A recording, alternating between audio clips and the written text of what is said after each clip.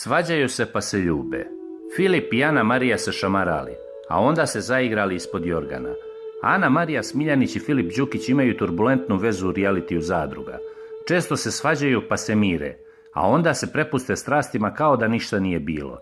Ovoga puta, nakon što zbog obezbeđenja nisu uspjeli da imaju seks, Marija, Ana i Filip su dugo razgovarali, a onda se zaigrali ispod jorgana. Ona je govorila da je naivna i dobra, a da Filip to koristi.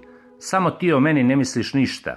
Nemoj ti da lupaš gluposti. Imamo stvari koje nismo raščistili. Do kada će to da traje? Neću da ćutim, rekla je Marija Ana u jednom trenutku Filipu. Ćuti sada, nećemo da se svađamo, kuliramo. Nemoj da mi pričaš tako kao da si ti iznad mene. Molim te da se smiriš. Lezi.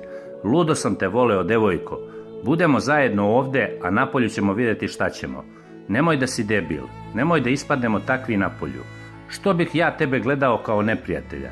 Neću, brate, nema šanse. Razumeš? Kapiraš? Odgovorio je Filip.